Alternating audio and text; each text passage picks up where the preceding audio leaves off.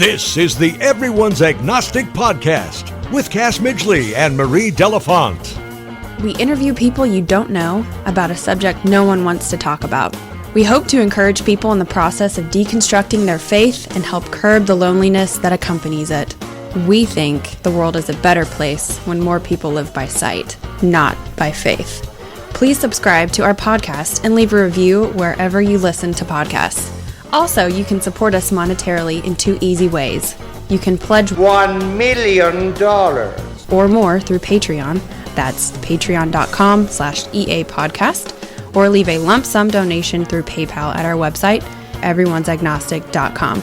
The smallest contribution is greatly appreciated.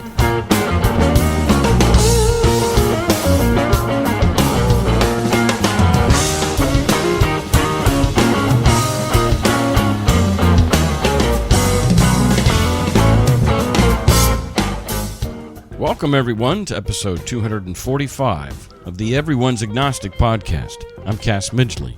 Keep in mind, each of us are going to fall asleep and never wake up. This podcast is free to all and free of ads.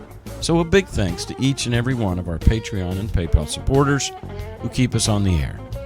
Today, Marie Delafont and I talk with Dave Warnock about his recent diagnosis of ALS and his philosophy of dying out loud.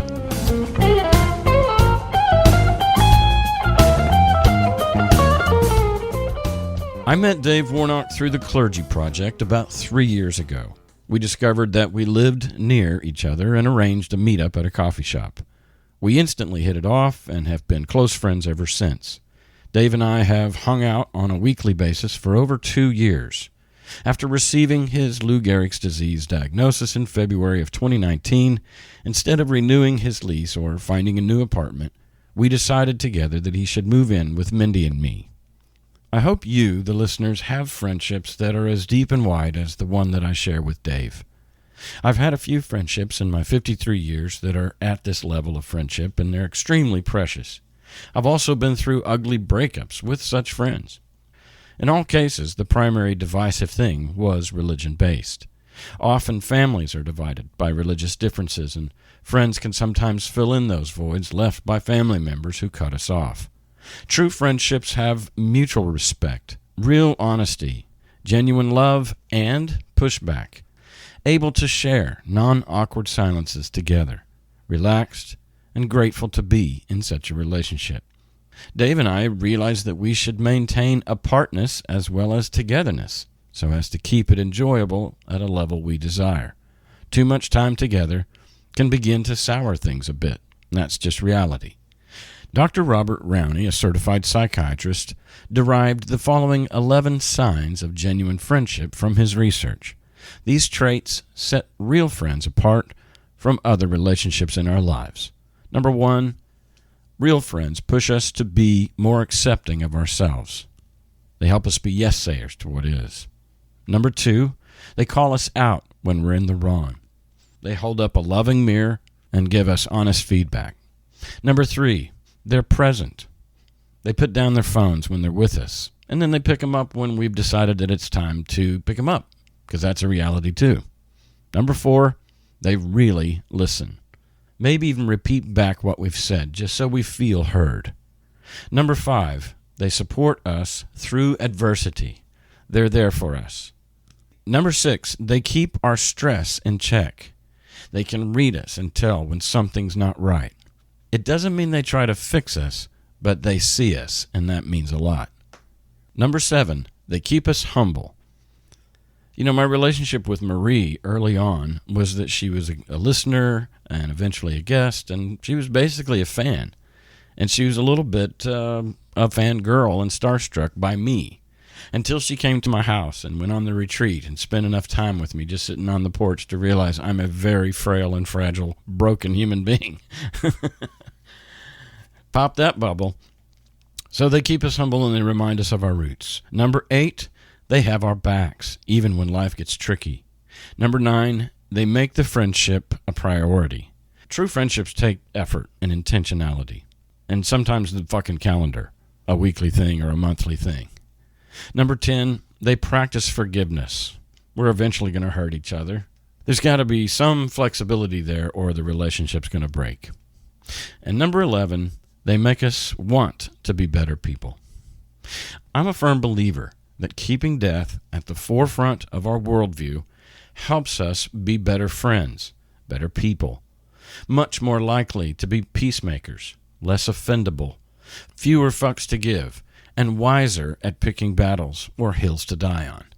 Relationships can last longer because we see them as too valuable to easily discard. One thing I see as the overarching glue of strong relationships is believing in that person, trusting that they're a good person because you've seen it, and believing in that goodness no matter what you see to the contrary. Now, that trust had to be earned, right?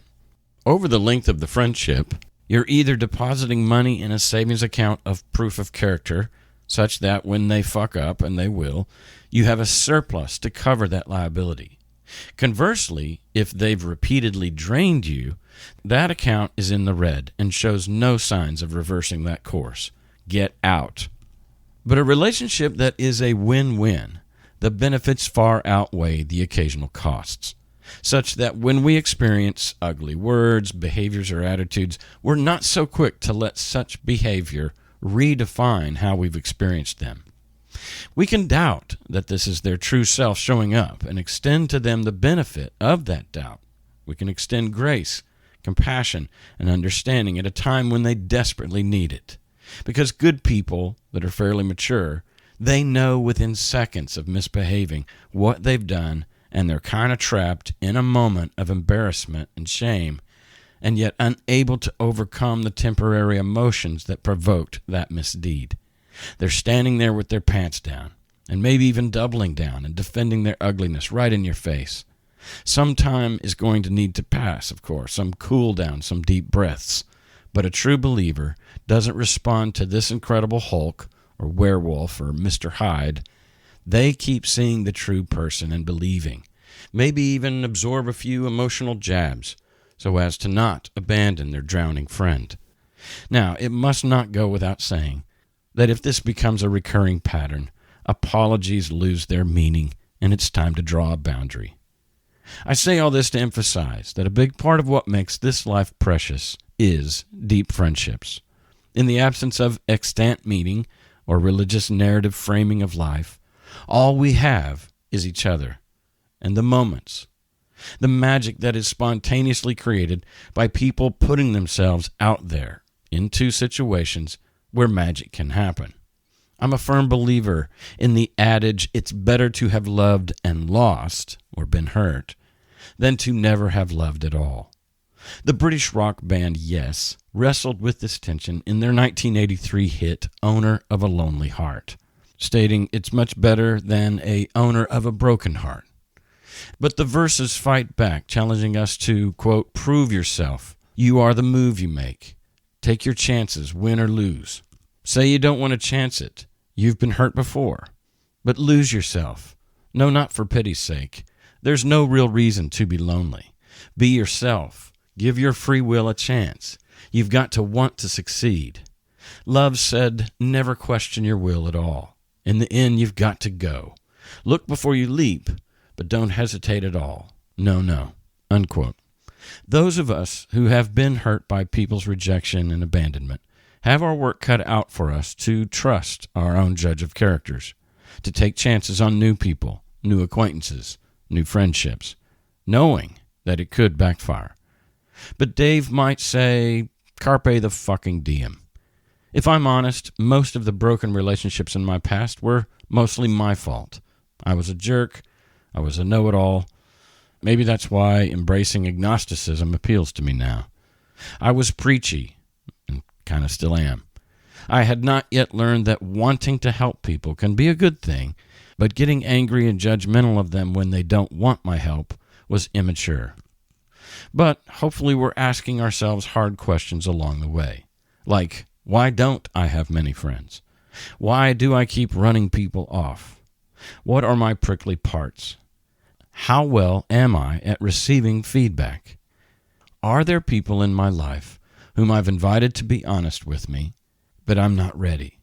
Do my nearest and dearest feel they must protect me from the truth and from my own emotions because I can't handle the truth? Is my ego that fragile? Is my desperate need to be right a way of keeping my drowning self-esteem from going completely under? What am I afraid of? Could my personal development, maturation, and evolution be enhanced by risking myself into a community of loving, caring people willing to be honest with me about how I'm coming across? What if people are experiencing me in ways opposite of how I want to be experienced?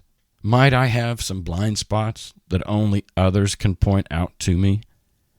These are difficult questions, and they can help insert me into community that can lead to a much more enriched life. And as long as I'm careful to be my true self and to only entrust myself to those who accept me for who I am, my vulnerability can place me in friendships and community that give my life more meaning, give me depth and roots in a place, and create opportunities for magic, memorable moments that would never happen otherwise. I believe I'm worth it, that I have something to offer, and that I deserve to be loved. And I believe my people are out there, my tribe, that there are friendships awaiting my arrival within which I can be myself and belong at the same time. It's up to me to find them. It most likely won't happen organically. I may have to be proactive, get out of the house, and do things that could foster community building in my life. And why might I do it now? Because the clock is ticking.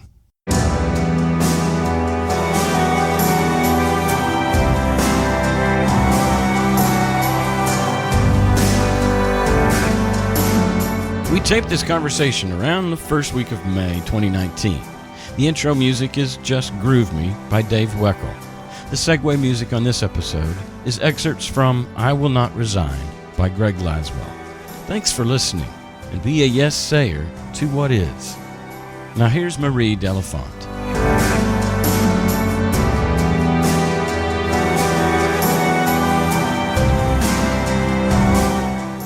Where do I start, folks? Today's interview is with Dave fucking Warnock. I met Dave back in October 2018 at the first Everyone's Agnostic retreat. I didn't get to chat with him a ton compared to others, but I recall how he would always give me the stink eye when I would try to take candid pictures of him. He would call me darlin' and kiss me on the cheek, which for this ardent feminist was kind of uncomfortable, but I could tell this guy had a big, goofy heart. And I knew how close he was to Cass, and so that spoke volumes for him. Earlier this year, when he announced his ALS diagnosis, I was stunned, and a lot of that had to do with my own fears. One of the things still weighing me down from leaving religion is reconciling with death, and that there's nothing I can do to stop it. And here Dave was, a former Christian like myself, facing a terminal diagnosis. So when I visited Tennessee this spring, I was worried. I didn't know how to act around him. I didn't know if I should be somber or if I should even ask how he's doing. I didn't know if I should say I'm so sorry. I didn't know if I could ask if I could help or if there was anything I could do to help at all. Ultimately, at that time, we weren't really that close, so I just kept thinking, who am I even to get involved in any of this? So I went on that trip and just decided to let Dave set the tone. I believe that everyone should be able to set their own tone for their own end of life. But what frequently happens is that those around them project their death-related issues onto the dying. So in March, I just observed. And I observed Dave to be candid about his situation. I observed that he was open to morbid humor, which is a relief because there are a lot of funny death-related jokes to be had. I noticed that he seemed overwhelmed by the administrative burden of what he was facing. So he and I chatted, and I talked to him about helping him out and starting a tour of sorts for him to be able to speak on various secular platforms about what he's experiencing, which we ended up calling Dying Out Loud. So since March of this year, I've been his personal assistant. We've gotten him booked on more than 30 different shows and different engagements where he speaks about approaching death as a former Christian and atheist. I've been volunteering my time for him and working for him remotely since then, and it has been such a fucking privilege to help him spread his message and to enable him to do something with this diagnosis that feels healing for him and for me. So this past weekend, Dave came to Minneapolis with Cass, where I live, and Dave spoke in person about dying out loud for the first time at the First Unitarian Society of Minneapolis. The place was packed, and he got a standing ovation. Dozens of people followed him to a Q&A afterwards. So many connections were made, and so many people were encouraged to live their lives more mindfully, giving less fucks and seizing the moments. It was the first time I had felt that sense of mission and purpose that I had felt when I was saving souls as a missionary. Except this time, we weren't saving anyone. We were encouraging people to tap into themselves, to look around them and see the path that they are on, and to reflect on where they want to go and how they want to experience this one and only life. It felt so amazing. I felt high as a kite. I told Dave last weekend that he broke my brain. I don't know if I can settle for the kind of life I've been leading anymore. I have a solid job that's close to home, that pays me generously, that is low stress, that has great benefits, but I am not passionate about it. Feeling what I felt this weekend with Dave was intoxicating, and I don't think I can go back. Dave's message has touched me too. Life is truly short, and I want to follow my passions. I want to coach individuals, specifically those who are ex-religious folks, as they explore non-monogamy and deconstruct the toxic monogamy narrative. That excites me.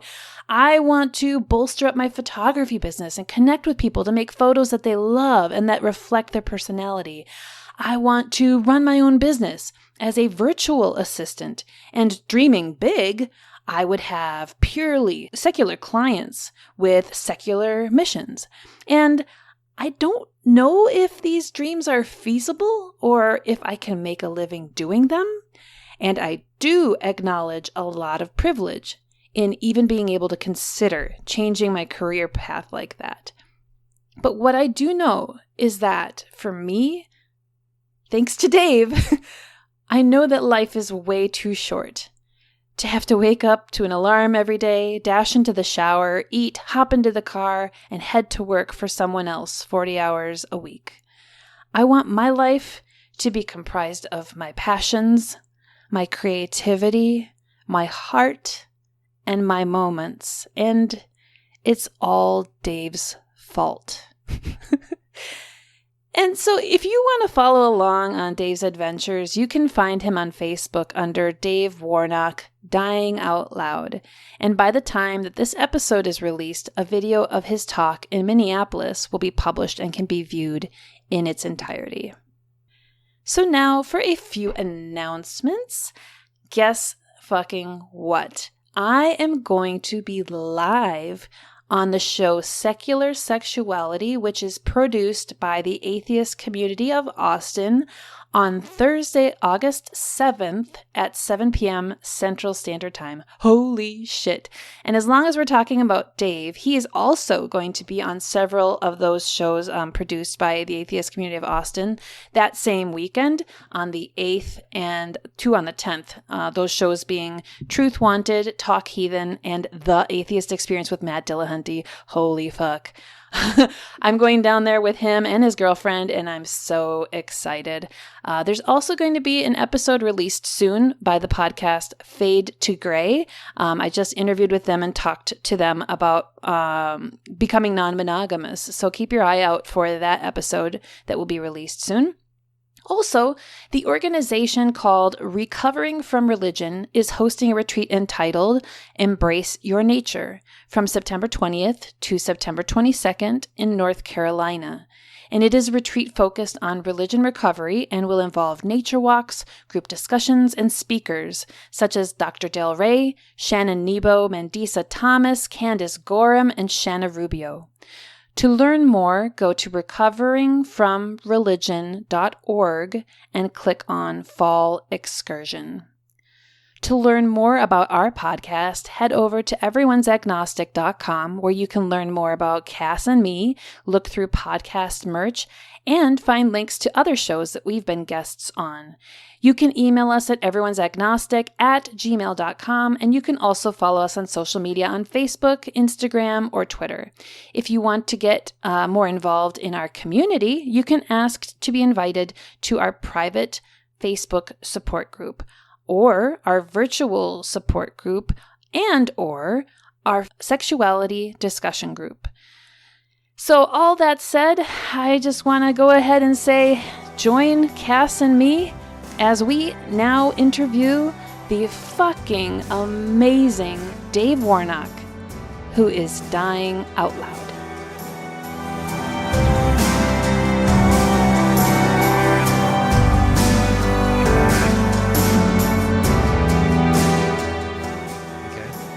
Click on that, it's going to be a list of links to all the podcasts, like when they start coming out. Oh, that's good. People have been asking me about where they can find those, and it would be good to have one source to send them to, or to a link to. Yeah, that's awesome. Yeah, it'll all be there. Yeah. Okay. Yeah, I love it. I want to keep talking. It's almost like you're making a difference in the world before you leave it. I know, right? That'd be cool. It's a pretty good legacy. Yeah, I guess it is. I really don't know. People, when people say, it's inspiring them to live differently or whatever, I think it's good. I just don't really, I don't know. It's just the only way I know how to do this. It's not like something I've given much thought to. It's just, it was instinctive. Just get on and go. Yeah. You're not going around trying to be like a motivator. No. You're just being you. But I do want to talk about this thing about dying out loud, and I want to talk about the value of life in the moments, and because I think it's important, especially in the light of how Christianity fetishizes the afterlife. Yeah. Do you ever feel like weird when people say that kind of stuff to you? Like, if someone had said to me, like if I was dying, they were like, yeah, I'm going to make WWMD bracelets in your honor, I'd be like grossed out. I thought, it's certainly not something I would have come up on my own with, look at me. But I understand the motivation behind it. When Ashley, when we were talking, when she was talking about it was an organic moment where she literally caught herself thinking, how would Dave be dealing with this frustration or this annoyance that I'm encountering? And it was just an organic moment. And I think those are real, and I don't want to discount that. And so when people, and several people, like, in the local group last week that we met, Janine was telling me, it's literally changed the way she lives. Really? And, yeah. Mindy's said the same thing. Yeah. So I don't want to discount that, because it's created value in their life. And if my issue can create value in someone else's life, for me to poo-poo it is just, I think it's a false modesty, for one thing. It's, it's kind of like we used to do, don't look at me, look at God. And all the while we were thinking, I'm glad you're looking at me, because look at me point toward God, right? Yeah. And so it's, so if we poo-poo someone's real reaction to my disease, to my dying, if it's a real reaction in their life, for me to shut that down or to say, oh, don't do that, to me it just discounts that for them, and I don't want to do that. Yeah. Well, you know how I feel about the denial of death. Ernest Becker had his theory that wars are started because of how people want to feel significant. And so they fight off the notion that they're meaningless and that their life is just, like to quote a scripture, a vapor, here and then gone. And yet, when we bring to the forefront of our minds, I mean, the shirt that you were wearing today, Marie, was this like kind of this skeletal Grim Reaper type mockery, picture. Mm-hmm. And it says, live as if you're going to die because you are. So if these people that we're talking about are starting to live their life differently, it's not so much because Dave is dying, it's because the awareness of their own impending death has come right up in our face because one of our best friends is dying right before our eyes. And so we can't avoid it. We don't have the luxury that we normally have had. Yeah. Of compartmentalizing our own impending death. Yeah, you can't say, I don't want to think about that. Well, you kind of have to now. Because here I am. Yeah. And like you said, it's not something that you willfully did. Obviously not because you wouldn't wish this on anyone, let alone yourself. And it's, to say also, I don't have a death wish. I don't want to die. I love life. And I love squeezing the moments out of life. So I'm not in a hurry to finish this thing off, but at the same time, I'm not denying it or I'm not minimizing it. I'm not trying to hide from it or pray it away or anything. I'm just saying, okay, here it is. Now, how now shall we live? But, okay, so when you did Ryan Bell's show, mm-hmm. He made reference to like, there is a foolishness to a person saying, live every day as if it's your last.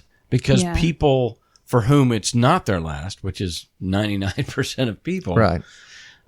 They would like not go to work that day, or there would be all kinds of irresponsibility. Mm-hmm. So we know that in general, there's that balance, right? I mean, everybody's trying to find as far as, I do need to plan for tomorrow because, I mean, Christopher Hitchens said one of the most evil things that Jesus ever said. Take no thought for the morrow.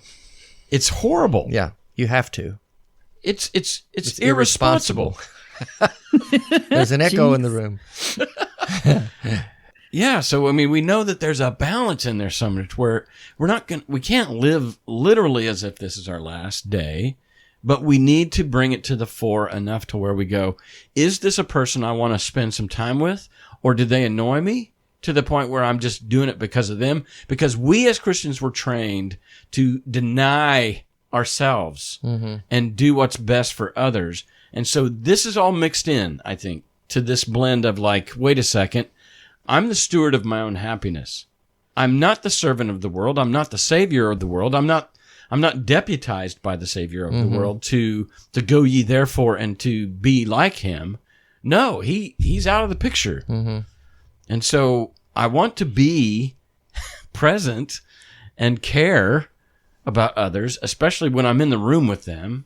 I want to square up my shoulders. I want to put my phone down and I want to listen to them. Mm-hmm. Be present. Be present. But I also know that like I might not want to go to that event or that thing, and I need to listen to that voice for the first time in my life, as a deconvert. I think many of us, we've talked about this before on the show and in conversations, we've taken back our agency. Yes. And I started doing that several years ago, where even when I was still married, I remember several times she would ask me, do you want to go hang out with so-and-so? And I would think, I'd pause a minute, where normally I would think, I guess so. No, and I pause and say, no, I don't want to. I don't enjoy time with them. I'm just, why would I do that to make someone else happy? And so we gave ourselves permission. We started giving ourselves permission to make ourselves happy, like for the first time, because we, like Cass was saying, we weren't supposed to do that as Christians. You're supposed to always serve others and only think of others and everything. To think of yourself is just selfish. And so I had started doing that, and I'm really doing it now. Yeah. Well, and you know what? Instead of getting bracelets, I mean, I love the bracelet idea, WWDD, because you're that guy right now. Mm-hmm. But what we're really saying is each of us could have a bracelet that says, what would Cass do? I would have that bracelet. Marie would have, what would Marie do? Or what do I really want to do? Exactly. That's more what you're saying. Because we're no longer a servant of the Most High God. Mm-hmm. Yeah. And I think the WWDD, back to the sentiment behind that, as Ashley expressed it when and that kind of came out in our local group. She had said she was thinking, what would Dave do? And we kind of coined that. It was clever. WWDD, let's go. Yeah, right. And so it kind of took off on its own. But that's the sentiment, am I getting to pause and think, am I getting the most out of this moment, or am I missing it? To pause and think, am I all frustrated about this, that, or the other? And is it that big of a deal in light of the big things, And right. It's just calling us back to focusing on what's important and living in the moment. And ourselves. Yeah. Which we're giving ourselves permission to do, because it might not be that event that I've been invited to and such people are going to be there. It may not even be about them or that event. It may be, I didn't get much sleep last night. Yeah. I just don't want to do it. Yeah. I've got to take care of myself. Yeah. Because nobody else is. God's not. And it's kind of another way of saying you're all out of fucks, Because you whereas before you would worry about what so-and-so would think if I didn't do that, or what are they going to think if I do say that, or if I don't go there and do that, and now you're saying, well, really, I really don't care what they think at the end of the day. Yeah. And that's okay. We spend way too much time worrying about what everybody else is thinking about us. Yeah. When the reality is nobody's thinking about us much at all. Right? No. Right. That's the harsh reality. Well, Marie, we've got two preachers here, and we're already off I'm and going to running. have to fight to be heard today. Sorry. It's all good. What's funny, I keep that I'll jump in when I've got something to say. I keep running into stuff. I pulled this up. I've got a new friend, and I was looking on her Facebook page, and she had a quote here. It says, "The trouble is, you think you have time." That's a Buddha. Buddha. Yeah. And that's... Wait. Slow down and say that again, because that's worthwhile. The trouble is, Comma. you think you have time. Right. In other words, I'll get around to that. Or I'll put, and that's really kind of the message I'm really all about right now is pause and recognize the moments, and don't put that thing off that you really would kind of like to do, but it's really not convenient, or I really can't afford to take that time off work, or just do the thing. Do the thing. And yeah, I hate to be another person in the line of people who have been positively affected by your diagnosis, Dave, but I am in that line. I mentioned it only briefly to you today or whenever it was in the email, like, I don't know, something about seeing you go through what you're going through just kind of shook up my brain too. And I was like, what am I doing? mm-hmm. Like, I'm getting involved in this podcast, which gives me life like very few other things do in life. And I'm doing it in my free time. And in the meantime, I'm typing on a computer for 40 hours a week. And it's so boring and unfulfilling. And I just have been asking myself, what am I doing here? Like, and how do I balance this? You're talking about your day job. Yeah, I'm talking about my day job. So like, I know to some point, like you guys are talking about, there's that balance between just how much do you want to carpe your DM? Like, because you do need to like stay somewhat financially responsible. But at the end of the day, like, am I going to feel really good about myself if I get to 58 and can afford to retire? But all those years I spent at a computer scheduling other people's meetings for a mission and a company I'm kind of neutral about. And it just made me kind of think about like, there's other things I'm excited and passionate about. And I think that I could earn enough money to survive and would be much happier doing, which again, I think that conversation involves a bit of an acknowledgement about privilege. Right. To be able to kind of reorganize your life when you feel like it. But I just wanted to let you know that, unfortunately, you've also positively affected me. That's not unfortunate. That's awesome. Now I'm being sarcastic. I know you are. But no, I think, and it is a balancing act. And I've said this to other people, and I think we've talked about it here even, that I do realize this is a unique gift that I've been given. It's a weird way to use. That's a weird word to use, but most people do not have the luxury of just throwing everything to the side and just doing what I'm doing, which is just what I want to do and go where I want to go and be with who I want to be with and travel and do the things as long as my money will allow me to, and not worry about, I'll probably never pay another parking ticket, for instance. If I get a parking ticket, I will throw it away, because what are they going to do? So you guys don't have that luxury. So I realized that that's not the real world we live in. We do have real world responsibilities and bills to pay and all those things. So I have a unique, a little get out of jail free card in regard to those things, just in this small window that I have. Yeah. I'm aware of that. You're also not anxious about the 2020 election like the rest of us. Not my problem. And in a little ways, I used to, I quit drinking soda several years ago. And so now if I want to have a soda, I'll have a Coke. Yeah. Why not? Why not? Right. Yeah. It really doesn't matter. What else has changed about like how you're living your day-to-day life, Dave?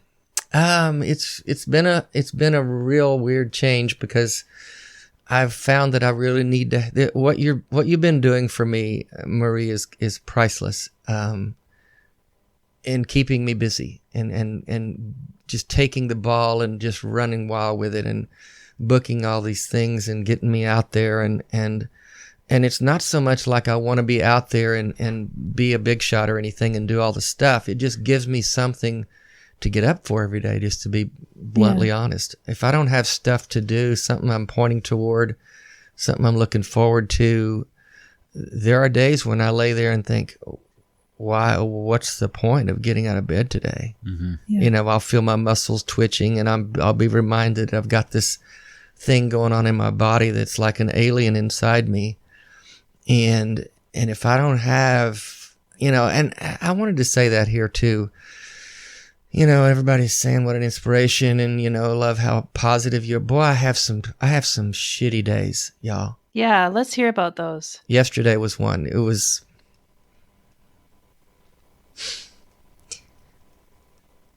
was cloudy and cold, and I didn't have anything going on, and I just sat in my room for a good bit of time and just kind of sat there and didn't want to be around anybody, I didn't know what to do. It was dark and inside me.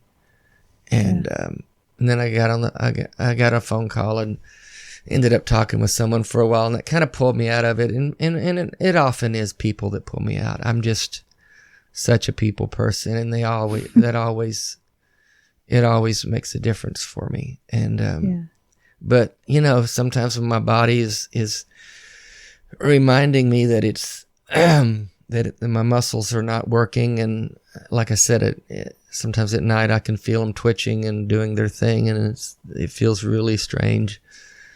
And so having something going on and somewhere to go, and last week when I announced to you, hey, I'm on a road trip, unscheduled, and I just need stuff going. And so being able to talk about things that matter to me, about how we look at death and how we look at dying and how we look at how we don't look at eternity, how I don't look at it. And also, in days to come, talking about death with dignity and things that I think are important. So it's been really important for me to have a full calendar. I need it. Because there's gonna come days when I can't get out and go, and that's when it's gonna get really. It's gonna get real. Yeah. So this is my time. I can keep you plenty busy, Dave. This is good for me to know. I was holding back. No, don't hold back. I'll go anywhere and talk to anyone, and do whatever I can do, just because I like to do it, and I think it's an important thing to talk about. I really do. Yeah. So I'm interested so like you are one of the most like the way you view humanity, you see it in such a positive light. I've only rarely heard you say negative things about humanity. I'm curious to hear about any kind of negative reactions that you've experienced about how people are responding to what you're going through, whether it's that differentiation that you make between how secular people versus Christian people react to your diagnosis, or any other things that you're noticing about how people are processing your diagnosis and your future. Mm-hmm. Yeah, the contrast that I've seen between my secular community and my Christian family and friends is pretty startling. And it's not that their reaction is negative. It's just kind of blank. They don't know what to do with it. And the best way I know how to put it is they're kind of in denial of it, because they do have the fetish for eternal life. And because of that, and I remember thinking that way and teaching that way, this life is but a vapor, like we mentioned, and that we viewed this temporal life, even using the word temporal, it's temporary, whereas that one is eternal, it's forever. And this is like the pregame, this is like a warm-up, this is like a preseason football game. It doesn't really matter what the score is, it doesn't matter, nothing really matters. It's just a warm-up for the real show. And because they view that I'm talking about evangelical Christianity, which, is fundamentalist in nature and views the Bible as the inspired word of God. I know there's a lot of more benign types of Christianity and religion that don't adhere to that, but I'm talking about that particular tribe because that's the one I grew up in. I mean, that was where I lived. And because they view this life as the warm-up, and they're not able to embrace the ending of this life, because if it's ending for them, they know that they're going to just go to sleep and wake up with Jesus. Whereas I'm pretty open about the fact that I don't feel that that's true at all. That I believe I'm going to go to sleep and that will be it. It will be curtains, darkness, done. Back to energy, back to the universe, back to whatever that is, which I'm not smart enough to know what that is. So my secular community is able to embrace that fully, and they run toward it. And not that they're happy about it. I've had the most heartfelt communications from them in that, Dave, we love you. We're heartbroken. I'm in tears. I have no words. They'll send me messages. They'll call me. They'll in person embrace me and want to be there with me in it. They crawl into my pain with me. Whereas the Christians, they don't know what to do with that. They don't know what to say, so they don't say anything unless I'm praying for you. They're happy to share that with me. Well, don't you feel like that there's a degree in which they're afraid? They're always thinking about what God's thinking. It's that person. It's like, because God's thoughts are the highest thoughts, and in their minds, there's a chance in their minds that God has cursed you with ALS because of your apostasy. And so if they say, I'm so sorry this is happening to you, they may in their own minds think, well, am I? Or is it God's judgment that I'm aligned with? Is this going to bring you to repentance? Isn't the afterlife and your eternity more important than this temporal stuff? Well, they do believe that. All of this stuff is going through their heads. So no wonder they're frozen. Right. Because they don't know what, exactly. Because in our previous life, we always tried to factor in, where's God in this? Yeah. And how can I align with my God? I want to not align with Dave. Right. I want to make sure that I'm lined up with what God's doing or what God's thinking or saying about this. So when you get a terminal illness like this, then they have to say, okay, what's God thinking about this? Right. And so they don't know that because, as we know, God doesn't talk to anybody. But in their minds, he's saying stuff. So they got to figure out what God is saying, what their thoughts are. You know how you have to sort through all that. What are my own thoughts? What are God's thoughts? What are other people saying? What's the devil saying? I got to sift through all this stuff and find the real message. Oh my God, how exhausting that was. Oh, so glad to be done with that. So like Cass said, they're trying to figure out where's God in this? Where's my loyalty? And so they're afraid to say anything, because if they jump into my pain with me, then they're going to be endorsing my apostasy. So what they'll do is, like my pastor brother's wife emailed Dylan and Megan, my son and daughter-in-law, and said they're praying for your dad. But heard the bad news, really sorry about this. We're praying for him, but obviously praying that he'll return to God. And they explicitly said that? In the email, yes. They said that, but obviously that he'll return to God. Well, Dylan and Megan didn't respond to it. They just said thank you or whatever. But telling me about it, they said, oh, hell no, that's not obviously. Yeah. In other words, they took great offense at that. Yeah. In other words, what she was saying, the implicit message in that, the implied message, this life really doesn't matter. It really doesn't matter that your dad's dying. That's not the important thing. The important thing is that he returns to God before he dies. That is some fucked up shit. And so they can't say that to me. No. They can't. And they can't say the thing that, well, God's given you this, obviously, because of your rebellion. They might think that, but now the people that know me well, my family and friends that know me well, also know that I have a daughter who's a faithful servant of Jesus Christ who has stage 4 cancer and has been fighting it for 3 years. So if they put that label on me, that God's given you this because of your rebellion, then what do they do with her? Right. So that kind he's of testing her. that kind of hamstrings them. Yeah. You can always parse it out and make but it what there's you a want. cog dis there for sure. So they have to kind of parse that out and you know, they probably don't allow themselves to go there. I don't know where they go with it. And again, I guess that's really the issue. They don't know where to go with it. So they don't know what to say. They don't know what to do. They're very non-present in my life. Yeah. That's very clear. And I think about this term loyalties. I think about it a lot because their loyalties are so pulled. I mean, just imagine so many ropes attached to you. Whereas if their loyalty was to you and only you in that moment, then they could be so much more present. But they're being pulled by the strings of invisible friends who have different. It's really sad. My reaction to it has not been that I'm mad at them or disappointed. I'm just sad for them. I'm very sad that they're stuck in that place. Whereas people that are in my world that share my worldview that are not religious are able to embrace every moment of this life with me, and they're wanting to live every bit of that they can with me all the way to the end. Yeah. And that they're the ones that are saying, I will not resign. Yeah. Whereas the Christians have said they've already resigned because they don't know what to do. And you're sad because of empathy because you used to believe it yourself. Yeah, I know the trap that they're in. And you can't deal with life as it is right now because you're so caught up in life as you want it to be or as you think it should be. And that's just a horrible way to live. So true. I will say another thing, Marie, to your question about, how he's experiencing things. But when you're with, I don't know how to say this other than when you're with Dave or somebody who's dying and like their days are numbered, don't complain about your own shit. just engage with Dave or like what's going on in the here and now. But to bring. He's laden with his own shit. He doesn't need to hear about your shit. Can I say that?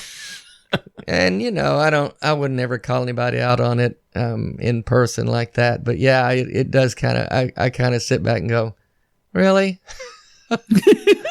really. Wouldn't it be nice to have problems like that? Yeah.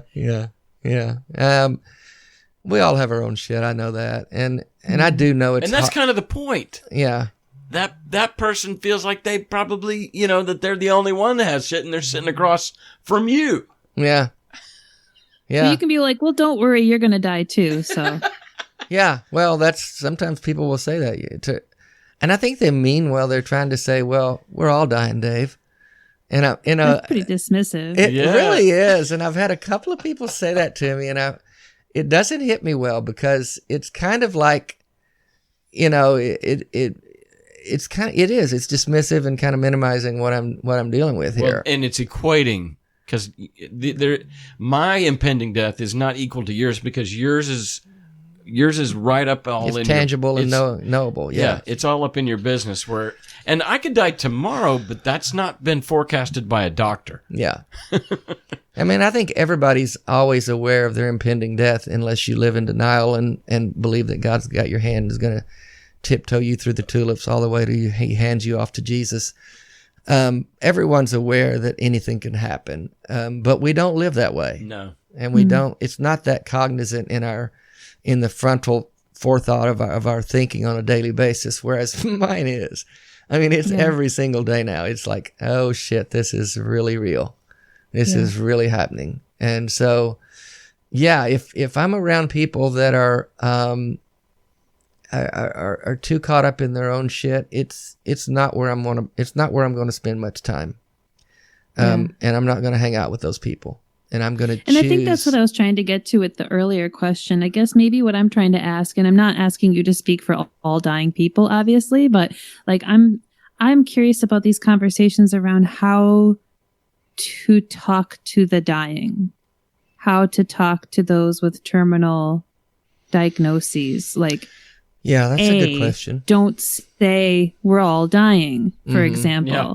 Like, what, like, if you could like write a short manual for people about like the ideal way to interact or support someone who's dying, and well, you can only speak for yourself, right? So, and not like, only for himself, but where he's at this stage. 'Cause yeah, I think it would like, change a year from now. Oh, it probably will. It probably will. Have you thought of that? What would that look like? I haven't thought of that because I wouldn't want to dictate that, but I will. Sure. What I can say is what is the most appealing to me, and what my experience has been, and the things that have been the most appealing is when people are just with me, just living and being present in the moment and recognizing it, and just, it's just people that want to be with me, and they want to share whatever piece of life we have in front of us right now. And so it's not as important as what we talk about. It's just the attitude of, I can tell when someone is just wanting to be there and wanting to hang out. And I'm aware that I've always kind of been a guy that's easy to hang out with. I know that that hasn't been hard for people to do. But I've noticed more so now in the last month or so that the people that are making more of an effort to do that than they may have before, it's noticeable. And that's what I mean by running toward it. They're not shrinking back because it's awkward, or because there might be sadness involved, or there might be a moment where, there's tears in the room, because there usually is if I'm around. But they're not afraid of that. And that's what's beautiful to me, is that we're not afraid of this. And that's what I want to keep talking about it for, because we don't need to be afraid of this. Yeah. And on that theme, can you talk a little bit about what you were realizing that day in Asheville, was it? Mm-hmm. When you're listening to that song? Yeah, it was just one of those moments that juxtaposed together where things just kind of come together in a vortex of just, you realize a moment is crashing down on me.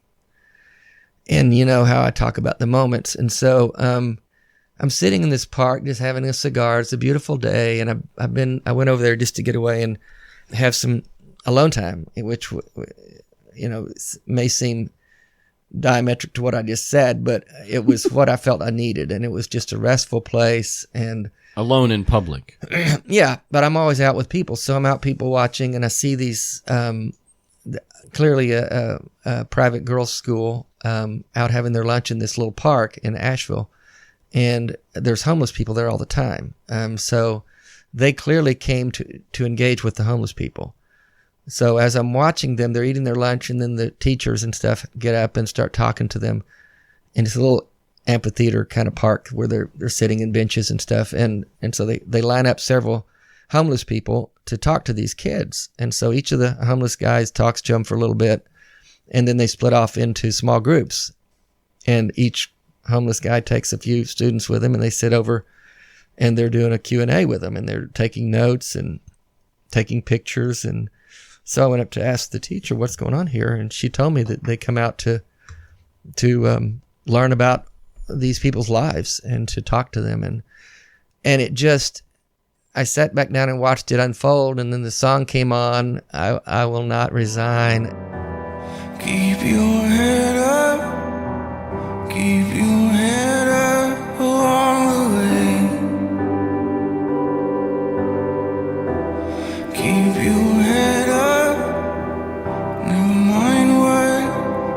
think it takes.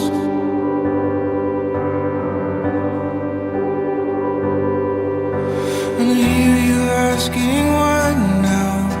I'm not sure that I know. That song has come to mean a lot to me, and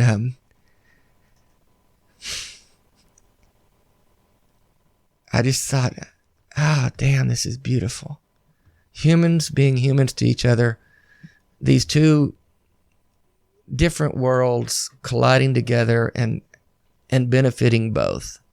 You know, just it's not like they were gonna change these homeless people's lives, and who knows how much of an impact it would have had on any of those girls as they go forward in their life, but it's got a chance to, and they gave that moment a chance to happen, and they created that, and that's what I'm always more and more aware of is recognizing the moments and not letting them slip by unnoticed, because they're happening all around us all the time.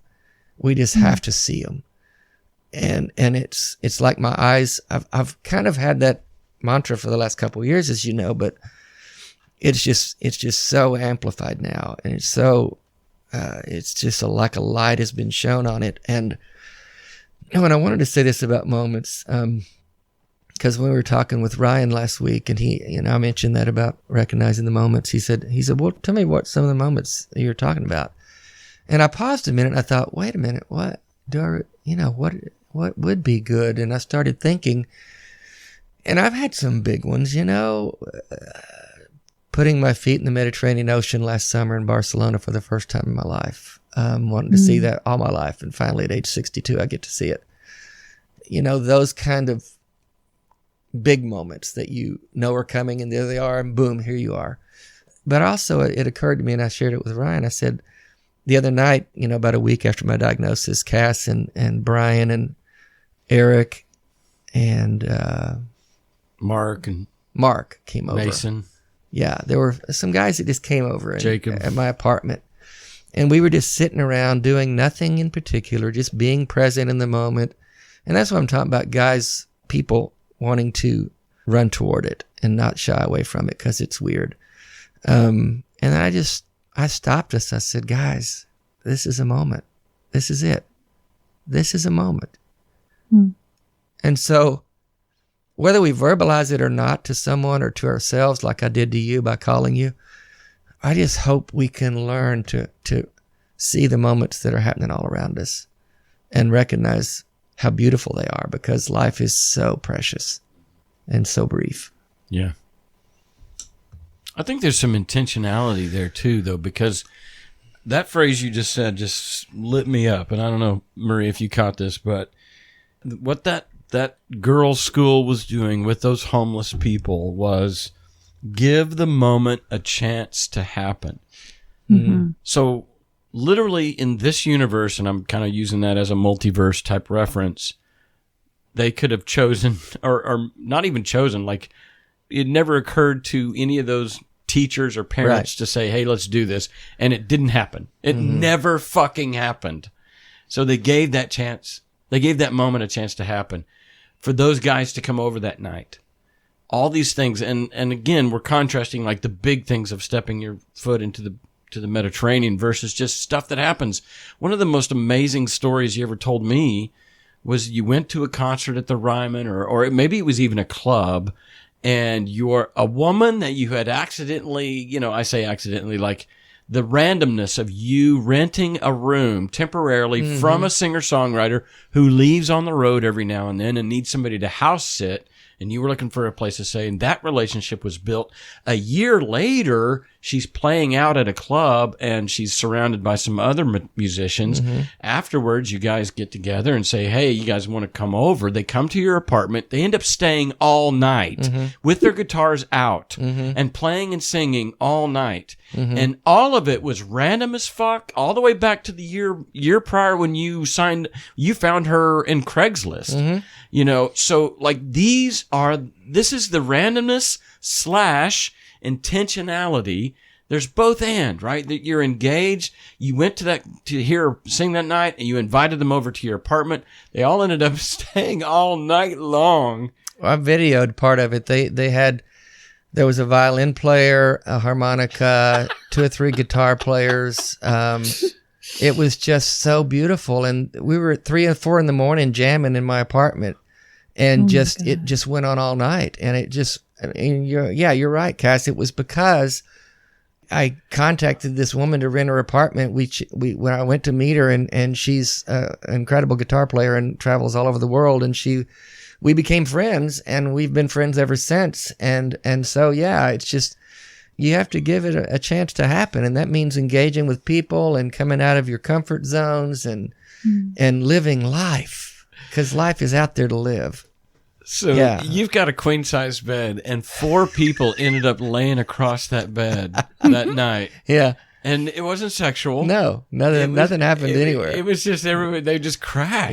It was, 4 in the morning, I laid down. Next thing I know, there's 4 people on beds with me, and we're all laying there trying to sleep, and people are sleeping on the couch, and it was just, it just happened. It's just organic. Yeah, it organically happened. And we said yes to it. Like, it was happening, and it was like, okay, this is where this night is going. Let's follow. And that's the thing, if I wasn't open to this sort of stuff, I would have said, I'm too old for this stuff. I wouldn't, I don't want to go here tonight. I've heard her before. These kids don't want to be with me. Yeah. Why would they want to hang out with me? They're all half my age, but it's just, okay. And they love you. Let's go with it. Let's see where this goes, and just let it happen. Said yes. Yeah. That was a great moment. That really was. And this is what we're talking about. Let the moments happen. This is the spontaneity. But it is, I think it's made more prevalent in our minds when we hear the clock ticking.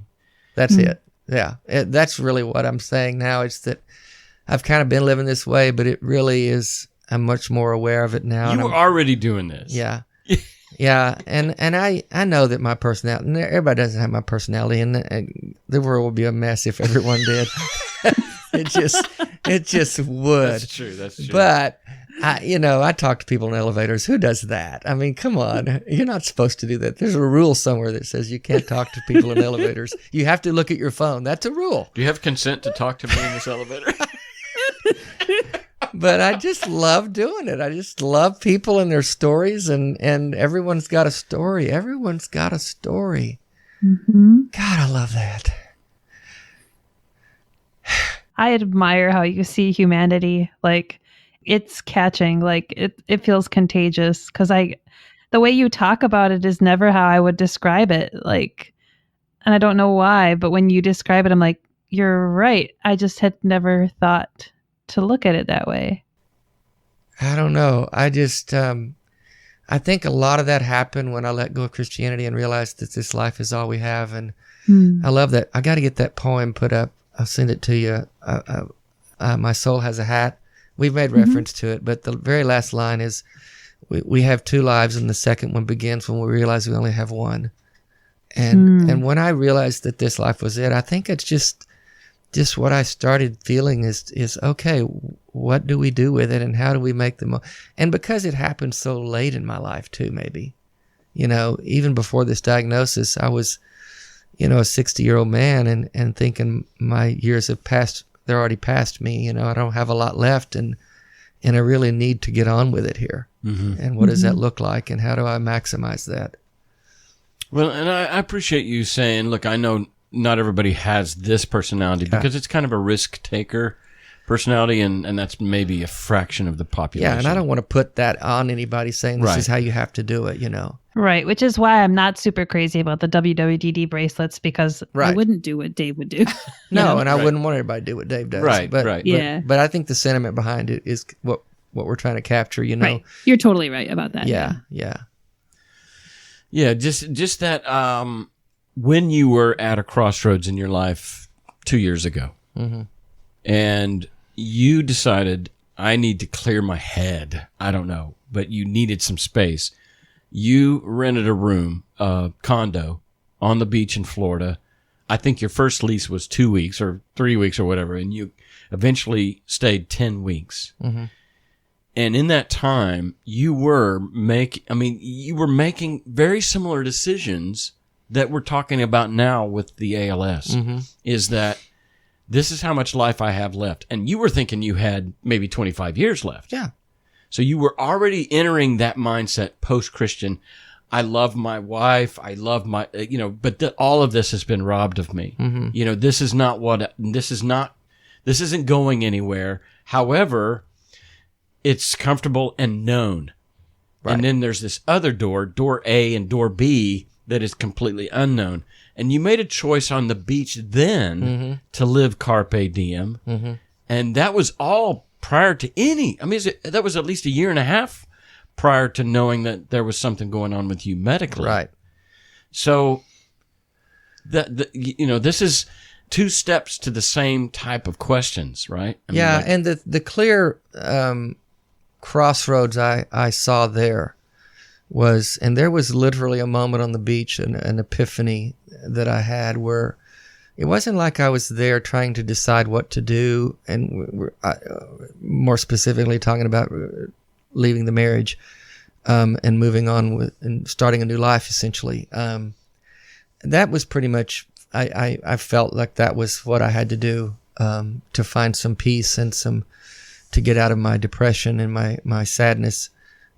Like you mentioned, the life that had been removed from me. Yeah, it just wasn't happening. And but I remember thinking, what is that going to look like? How's that going to work? And there was this moment when I realized, okay, I have a clear choice here, and there's two roads diverge in the woods, and I took the path less traveled. But it was a sense that, okay, I can go this road, and it's safe and comfortable and predictable, and it's financially secure, and I'll have a nice, comfortable retirement in a few years, and it's safe and known. And then there's this other road that's unsafe, unknown, uncomfortable, not financially secure, dangerous and risky, and the scripture, as always happens with us former pastors, popped in my head and says, "Today I've put before you life and death." Choose life. And the life path was the one that was unpredictable and risky, and the death path was the safe and comfortable path. And that was the time I decided I was closing the door on that former life, and I was opening a new one. I was rebooting the computer, and I was going to live full on, grab life by the horns and go for it and do the things I wanted to do, the life I wanted to live. Came back and got that apartment and just lived a good, solid, happy, full life, as rich and as fun as I've ever lived. And then I got this diagnosis, and I thought, oh, really? Seriously, God?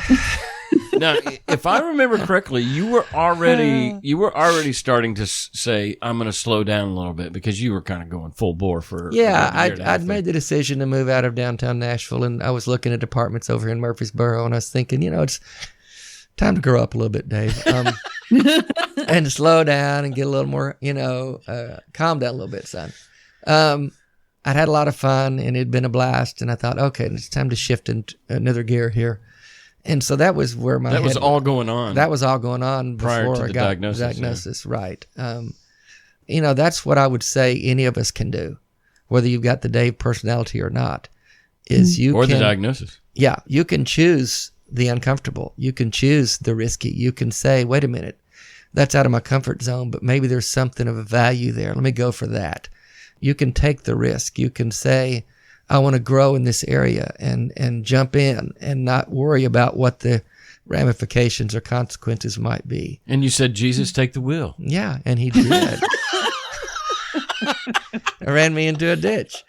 All right, we're kicking Cass off the show. Yeah, you're done. So that is kind of a message I would want to ring that bell a little bit, because I think we can all choose those kinds of days and look for those moments where it might not be what we normally think to do, Yeah. Take more risks. Yeah. It's really, what's the worst that can happen, right? Yeah.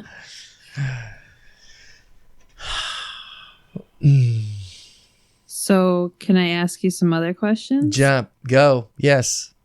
Are you scared? No, I don't think I am. When I do pause to think about what that's going to look like, at the end, and what that the vision of taking some medicine and going to sleep. That moment when you swallow that medicine, that's a heavy moment. Yeah. And I think, okay, will I, what, we never know what we're going to do till we're in the moment. Yeah. But when I think about it, now I will say my ex-wife used to say all the time, she said, I just don't know, I don't understand you. You're not afraid of anything. I mean, and I really am not a fearful person, never have been. And I don't know why that is. It just is. So no, I'm not afraid of dying. I think I can really honestly say that, because it just doesn't, I don't want to leave the party early. I don't want to miss the stuff I love. That's the only part. I'm not scared of it. I'm just kind of pissed off. Yeah. So, but there are the moments when I think, ooh, this is real. This gets ugly at the end.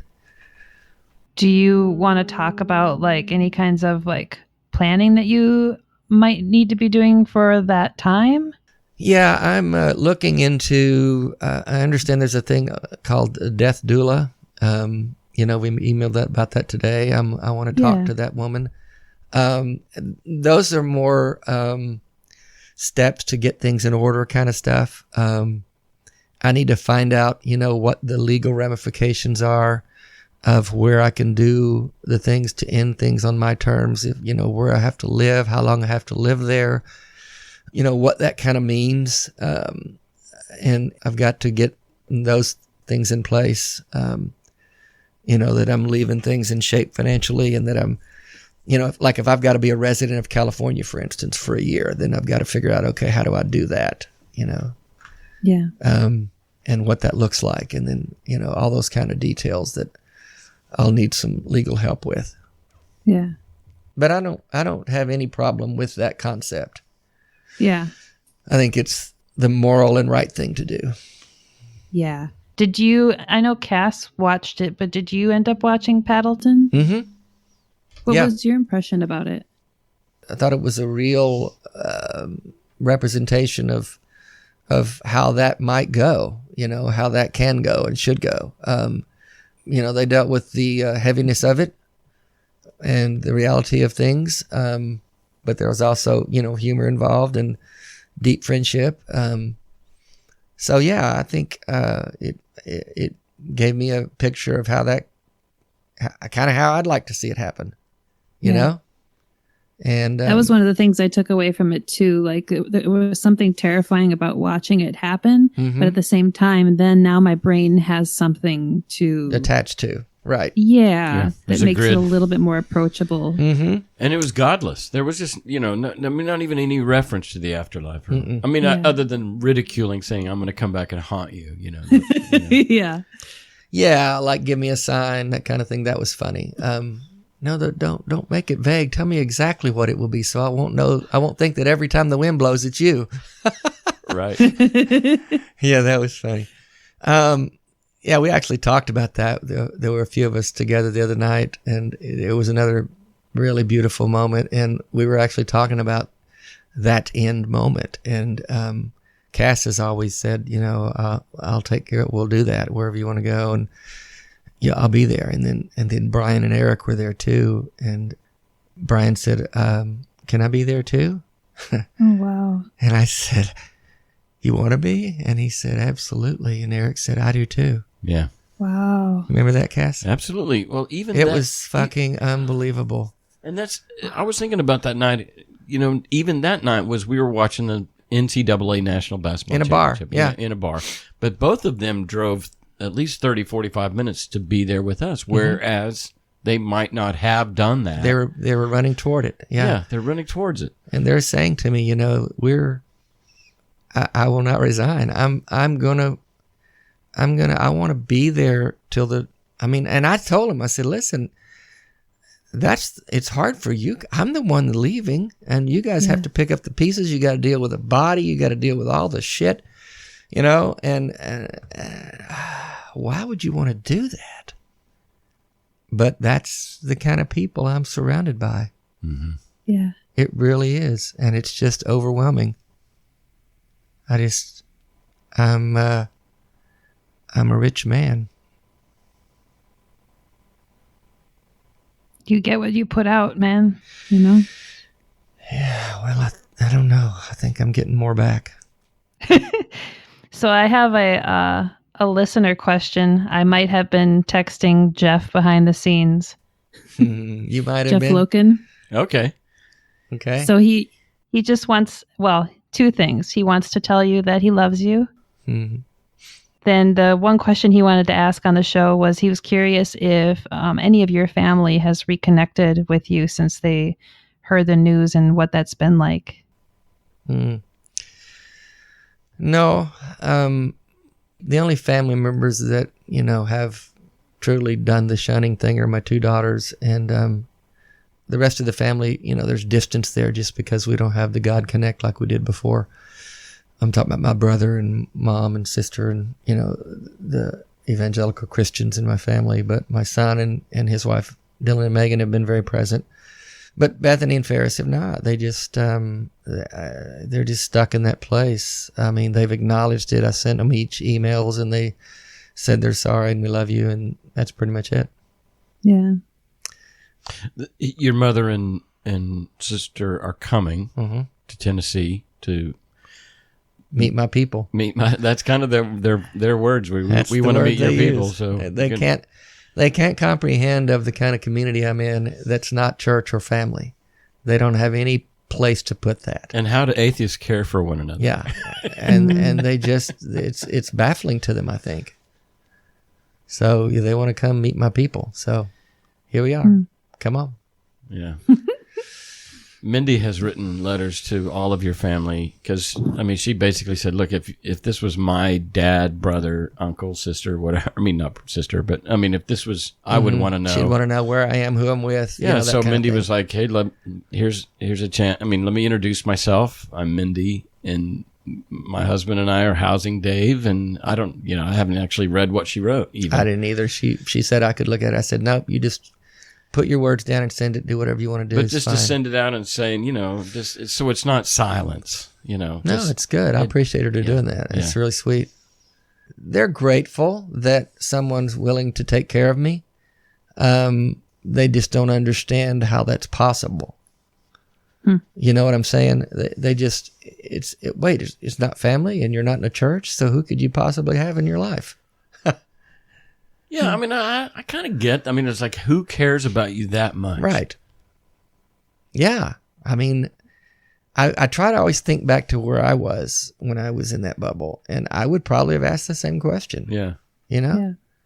It's not like you have people you work with. Who are these people? Where did you find That's right. them? Yeah, your coworkers wouldn't do it. No. So how do you have community? How would they? Who are they? Well, aren't these evangelicals in a way responsible for this community that you are part of? Oh, go there, girl. Now you done said it. Yeah, it is. It's the aftermath of that. It absolutely is. Oh yeah. Yeah. They get it. They understand, what we deal with in the fallout of leaving religion better than anyone else. Yeah, our community, our ex-Christian atheist community is such a unique tribe because it's just unlike any other community in that we were part of a certain tribe and now we're not, and we get it. We understand each other on levels that most people never get the chance to connect around. Yeah.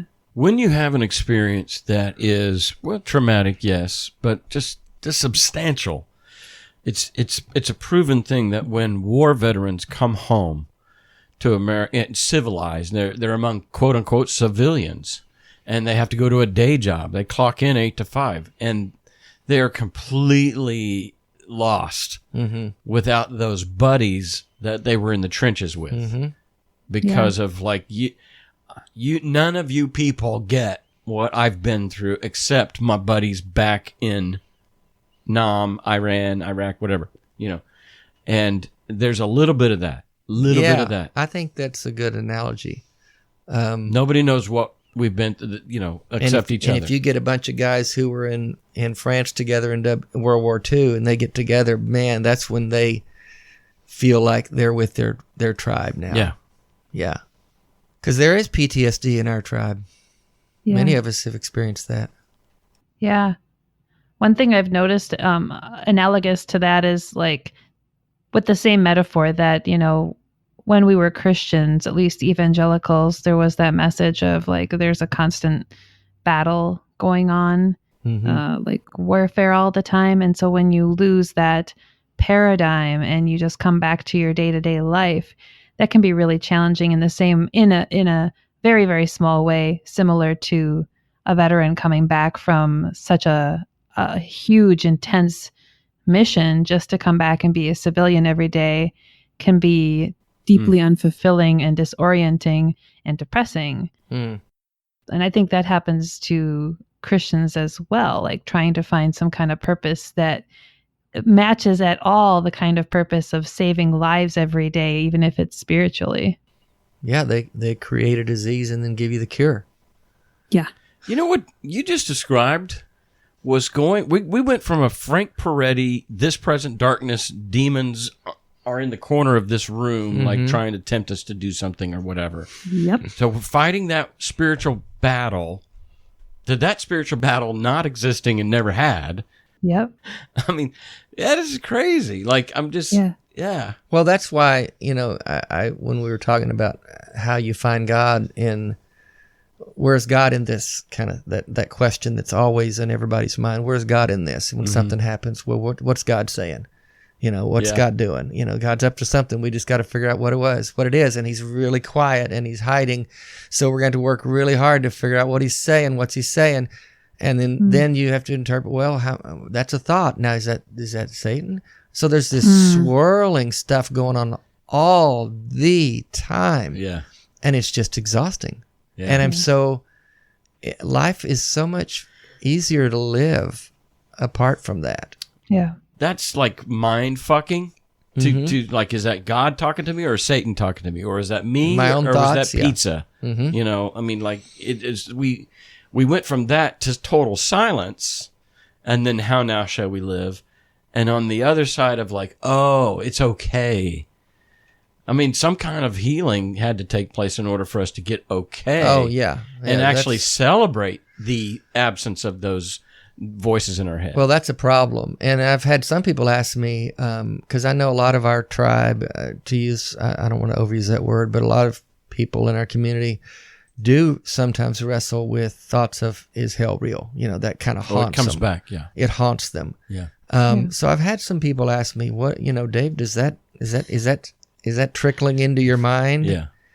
And it really isn't. I mean, not even a shred of thought that there might be a hell. And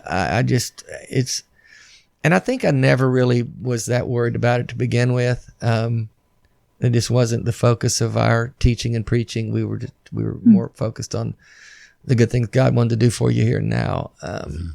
So anyway, that's not, I just can't even comprehend that as a concept. And I just think it's one of the craziest concepts that humankind has ever come up with, in my opinion. This concept of an eternal hell. So you don't foresee a deathbed conversion on your part? No. There'll be a YouTube. Not with the four of you guys around him. There'll be a YouTube video to that effect. Yeah. If any of you have any questions about this. Yeah, he wants us to tape his last breath so that his family knows he did not repent. Nope. For real? Absolutely. Oh my goodness. Absolutely. Yeah. It's the furthest thing from my mind. I don't have any, and I've said this many times before, but if there were a place like hell that a God like the God of the Bible had created for whatever reason, for whomever, then he's a real asshole. And I would never want anything to do with a deity like that, period. Yeah. End of sentence, end of paragraph, end of book. Yeah. End of life. Yeah. No way. No way. Yeah. Well, Dave, thanks for sharing, man. This is I love this. I mean, I hate it and I love it. It's mixed, right? It's rich because we're able to like mine some really good shit from life as we embrace reality. But boy, it's a heavy subject. At the same time, we don't know. We don't know how long we have left with you. I don't either.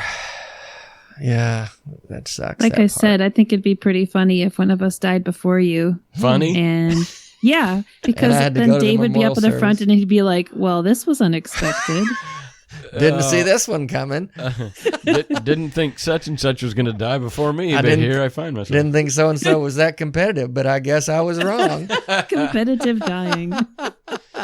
I beat you, He had to one-up you.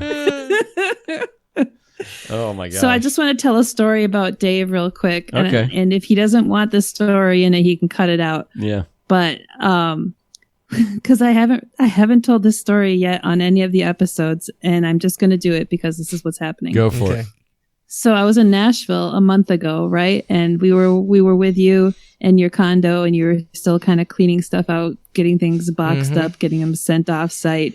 And I was outside talking to my partner on the phone, and I come inside, and all of a sudden I'm bombarded by a black dildo, and people are like, "Hey, this is for you, Marie. This is from Dave." And I'm like, "What? What the fuck is going on?" They're like, "Oh yeah, Dave's cleaning out his sex toys, and we kept this dildo for you." And I'm like,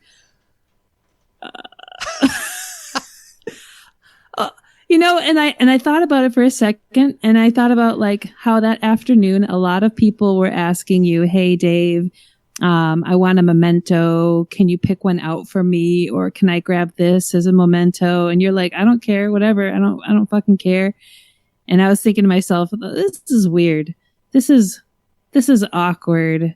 Like I want to remember Dave, but I don't know, like." Literally like asking him while he's alive in his apartment to give me a memento when he's not dead.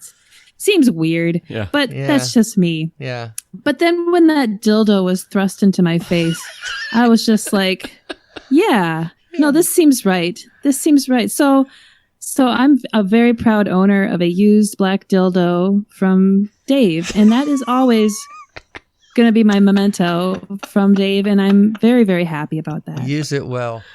I will. We've talked on this show, and a lot of us have had conversations about how Christianity messed up our sex lives, and how liberating it is to get free from that and realize that what two adults do, consenting between each other, and it's all good, and there's no God anywhere watching you or tisting or wagging his finger at you saying you shouldn't do this and you shouldn't do that. And it just becomes unmysterious and unweird and just liberating. Do what you want to do. It's okay. Who cares? If they don't want to do it, they don't have to. If someone says, "Oh, a dildo's nasty, that's awful," then you know what? You don't have to have one. No one's going to make you use one. Just look the other way. It's okay. It's just a piece of plastic or rubber or whatever it is. Uh-huh. And some people like it, some people don't, but that's what makes the world go round. Mm-hmm. Some people don't like to say the word fuck. I like to say the word fuck as much as I can. So obviously, having ALS has meant that you have sex no longer, right? No. That's not what. No? What? That is not what that means. Oh. It might eventually, but not yet. Yeah, we'll eventually get to that point, and it's compromised certain activities, but where there's a will, there's a way, and with God, all things are possible. And with science. Huh? And with science. Yeah, with science and medical advancements. No, I'm praise science. I'm still going strong. So good boy. Yeah, that's. I hope that when that gets to where nothing works there, nothing I can do anything with anything, then that's probably will be time to drink the medicine. Yeah. Well, and Marie, I don't know if you know, but it eventually goes to your tongue, and you can't speak. And so if Dave can't fuck and he can't talk, then what the fuck is the point? He's not Dave anymore at that point. I guess not. He is not Dave if he can't talk and fuck. Oh boy. I wonder how much of this will keep. All of it. I love all of it. I don't So, care. Dave, you should tell us about your website. Actually, you should. What is it called? All right. So just Sweetheart, repeat you're the after one me. manning that. I really don't know much. I know that you've got a lot of stuff Is it there. a .org or a .com? What is it? It's everyone's agnostic. That's all. You've got a page on the, like a sub-page. It's a on, banner on Yeah. there. Yeah. Yeah. What's it Yeah. called? Dave. Oh, that's clever. I thought it was Dave's Last Ride, though. That's the blog. the Gmail and the blog. Okay, gotcha. It's daveslastride.home.blog. But the most important thing to remember is that Dave has a website on the everyone'sagnostic.com website. If you click on Dave on the far right side of the banner, you'll get to see a synopsis of his background and then a couple of links. One of the links is going to be of links to all the different podcasts. And then you've got a blog that we've been working on together that there's a link to that you can subscribe to through WordPress. And there's an informational page about the week in Florida that you're planning in February that you can talk about in just a second. Then there's a calendar that I'm maintaining of all of your travels so that if you're going to where people live, that they can reach out and try to get some time with you, that they can schedule that time with me. And then lastly, there's a website for those What Would Dave Do bracelets, where $12 of the $17 cost of the bracelets goes towards the cost of that week in Florida. It's just going to help offset the cost. So maybe if you want to talk about your vision for this. Yeah, the Florida the beach house. Yeah, so many people who know me know that the beach is my place where I breathe and love life the most, and where my ashes will probably end up there at some point, or some of them. But it's always been a special place for me, and so I've really had a vision for having a house on the beach, because my favorite thing to do, more than just get in the water or lay out in the sun, which I hate to do, is to be where I can just look at the ocean in the morning, in the evening.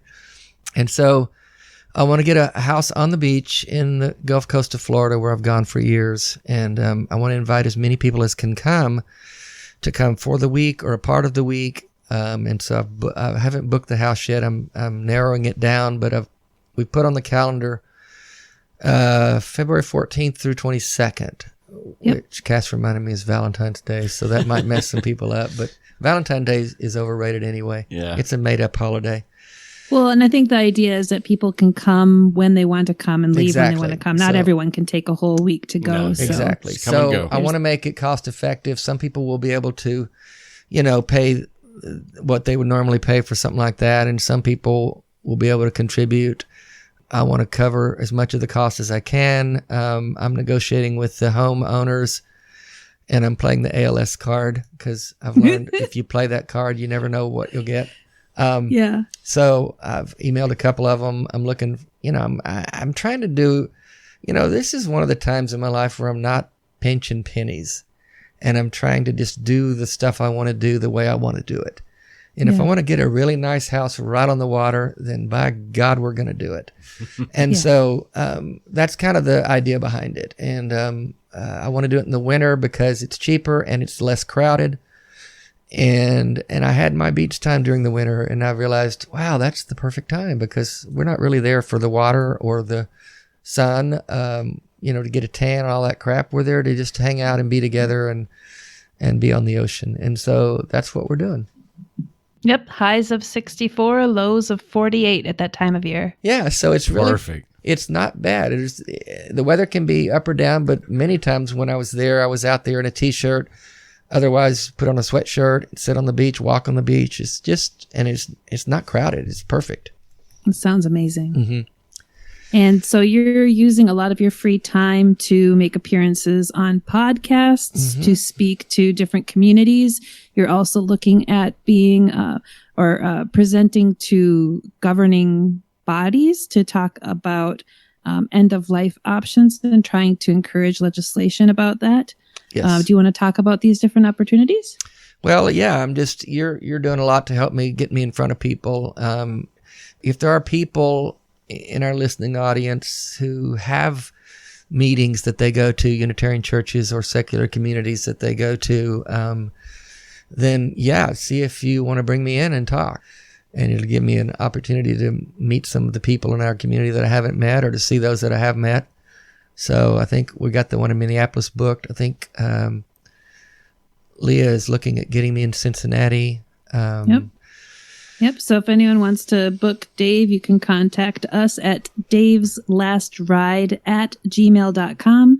Or if that's too hard to remember, just go to his website on the Everyone's Agnostic page, and there's a form to fill out to contact us. Yeah, and you're coordinating all the scheduling, so they'll just contact you on that, and you'll keep me make sure I'm where I need to be when I need to be there. Yeah. That's perfect. What else do we need to cover? Right. I think that's it. What else? Yeah, I think that's it for the website. Yeah. Cool. And you're going to go to the retreat that we have in October. Wouldn't miss it. Yep. So he'll be there. First weekend in October. It's different house? Different house, yeah. Yeah. But Smoky Mountains, East Tennessee. Cool. Yeah. Yeah. I'll be getting around as long as I can. As long as I can. Yes. Yes, you will. Yep. It's exciting and it's fun, and I enjoy I thank you for all you're doing, and Marie. getting you booked and stuff. You are a force to be reckoned with. You're a Marie Sands. I just, yeah, it's just, I really, really appreciate this, and it means a lot to me, and the enthusiasm with which you've taken it on, and just the skills that you bring to it. It's just pretty amazing. So yeah. I always wondered what the point of being really good at scheduling was going to do for me. But I find backing you and your mission and what you want to talk about to be deeply satisfying, and you're fun to work for, and you pay me really well, so I'm good for it. Yeah, this stuff's really, this is a lucrative endeavor I've embarked upon. I mean, the money is rolling in. You never know what he'll leave in his will. Yeah, I know. I don't care. There's not going to be anything there, y'all. No, spend it all. Well, he Spend said it before, all. I came to this world with nothing, I'm leaving with nothing. Naked we came into the world, and naked we return. That's Job, right? Yeah. Right. We're scripture quoting pastors. Yeah, that's what we do, baby. By the way, just a nod to the Clergy Project, because that's how Dave and I met. Yeah. Yeah. Absolutely. We've got a lot of our community. In fact, the 4 guys we were there the other night, Brian and Eric and you and me, all 4 met through Clergy Project. Yeah. And it's a great vehicle. It's done it's connected a lot of people. That's how Drew Bakius and I connected. Yeah. That's who the impetus behind us coming to Minnesota this summer. So, yeah, Drew and I go back to Clergy Project together. Oh, okay. I didn't know that. Uh-huh. Yeah, it's a great vehicle for, in fact, it was my first connection in the secular ex-Christian community. When I deconverted, I knew no one who had been through this. I didn't have anywhere. Where do I go? And I don't remember how I found out about them, but I reached out to a couple of people. Jerry DeWitt was one of them I first talked to. Yeah. And God, it was just like, whoa, there's a whole world out there. Yeah. There's people that know what I've been through. And it's only gotten bigger. I mean, as far as the number of people deconverting on a daily basis, it's crazy. Oh, yeah. I just resigned from the board. I was on the board for a couple of years and just resigned after I got the diagnosis, and they truly understood. But we would get, on our board meetings, we'd get a monthly report on the number of people that we're interviewing to be, to enter the, you have to go through an interview process to be admitted to the Clergy Project. And it's only for professional clergy who no longer believe. And so there's a question, it's really rigorous. You can't just say, hey, I want to be in. But anyway, it's like, there were like 20 or 30 a month. Mm-hmm. Not just ex-Christian, but ex-clergy coming in, getting interviewed. It's staggering. Mm-hmm. It's this is a, I don't think I'll see it in my lifetime. That's funny. But in this generation, even it's going to take another generation, but this tide is rising. Mm-hmm. It's not going to be held back much longer. Mm-hmm. And the community is going to get secular, and man, does it need to. Mm-hmm. I think religion has done a lot of damage, and I'm not a fan. Not a fan. Yeah. Well, thanks again for coming on, man. It's been Love it. been good. Thanks, Can't Marie. wait to see you, Dave.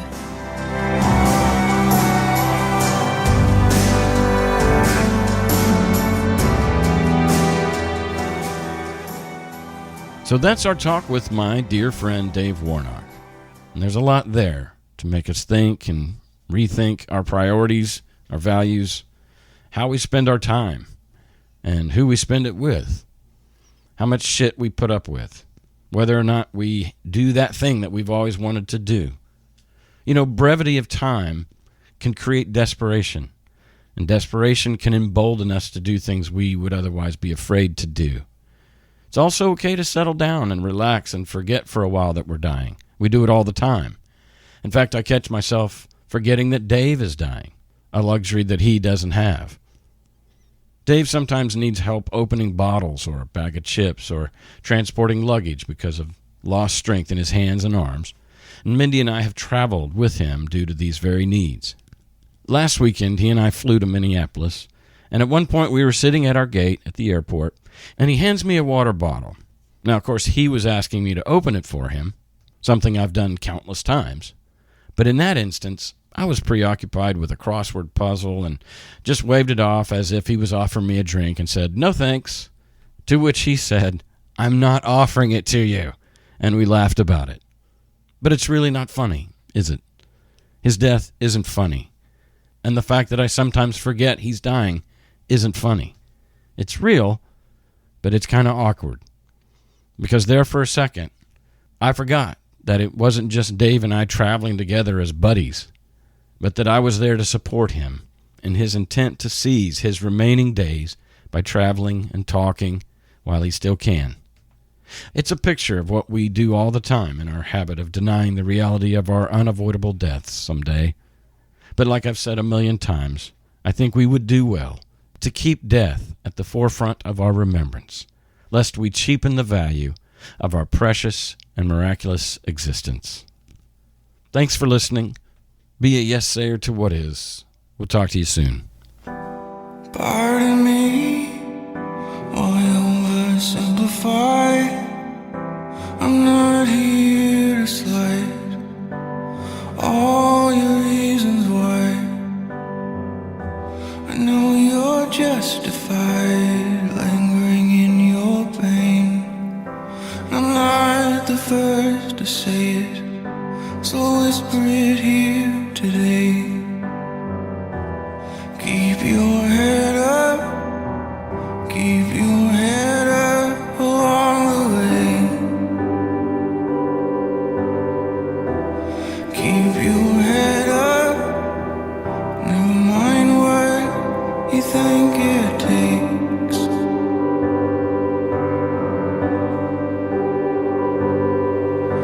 And I hear you asking what now.